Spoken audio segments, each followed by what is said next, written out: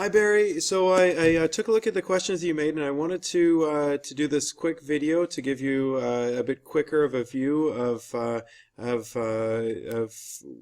my leadership portfolio, less of a laundry list and more of like a background to my journey as I move into looking at a formal leadership position.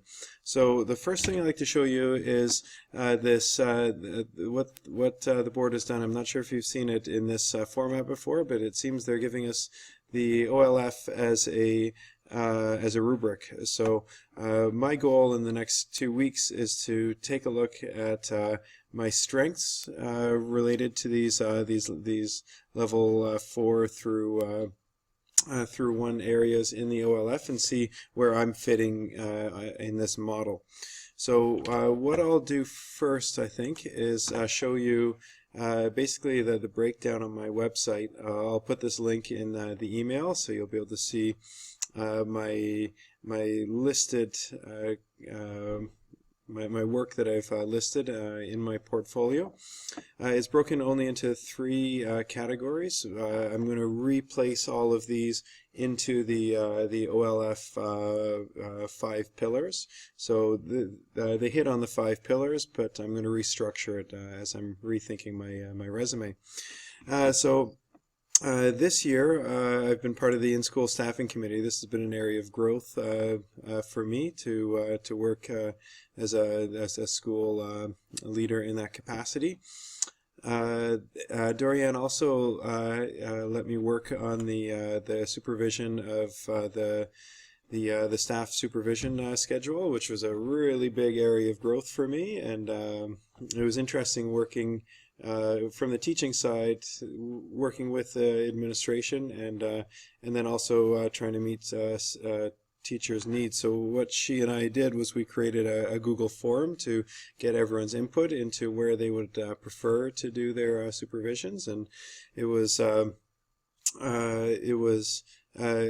neat way to build relationships with people. It also had people see me in a slightly different context, which was, yeah, interesting. For our PD day this year, we ran a PD that I had planned on just running with my department, but Jordy and I set it up so that we could do it with the whole staff on the first PD day. We did a walking tour with an Indigenous leader who took us through downtown Ottawa, seeing Ottawa through Indigenous eyes. As usual, I'm mentoring 2 NTIP teachers this year. Still the digital lead learner, taking on a bit more responsibility with that because Lawrence is off for the year, so I'm coordinating and making some changes in the school about how technology is used. You'll remember my first year, we distributed the netbooks in an equitable manner where they're now housed at the library, which also my secondary purpose for that was destigmatizing the use of SIA equipment. So we keep a lot of our SIA equipment there as well. So exceptional and non-exceptional learners are there. What I haven't talked about is how I worked with different groups to facilitate that. So I saw what the needs of the students were after speaking with students, speaking with staff, speaking with the library, working with the heads team and administration to make sure that we have a whole school approach and that all the invested parties are working together. I've done a similar model this year with printing. We've gotten rid of, we've decommissioned some student printers to centralize the printing. So again, I collaborated with the library to make that library printer a non-pay printer now, and that it centralizes so we can have accountability with respect to printing from students. Lawrence was always talking about that printer in 119.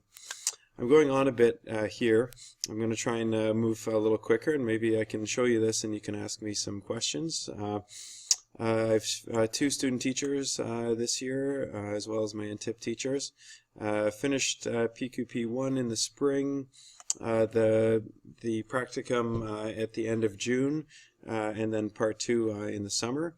This year I'm fortunate to be part of 4SI and loving learning and seeing how a lead learner really influences the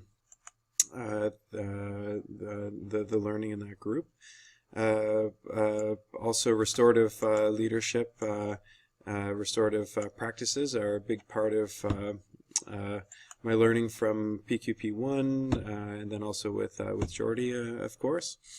Part of an e-learning PLC, and I'm starting up an FNMI inclusive student group with Chris M, who's now working out of Hillcrest, and yeah, sorry, I'm just getting interrupted. Just give me a second. There we go. I'm back, and I'm realizing that I'm 6 minutes in, so I'm going to finish up here. Similar learning, you can see, mostly working at the school and system level. Did a little bit of ministry work last year where we were working with making working course outlines for students. So a few of us went to Toronto to work on a committee to develop some programming, and it's been interesting being part of this writing process to see how things are written at the ministry level. Again, continuing with coaching and Remembrance Day. Attended OHASTA and OAG as usual, but this year is in Toronto, so it was an interesting experience. That was a second trip to Toronto. Yeah. So I think I'm going to stop there with all this stuff. What I'm going to do next is I'm going to put all this into the OLF and maybe later on show you how it's all fitting together, and maybe ask for some advice about how that's working. My apologies for taking 7 minutes and 30 seconds. If you made it through this, I appreciate it, Barry. And yeah, take care, and I hope retirement's treating you well. And thanks for your help on this.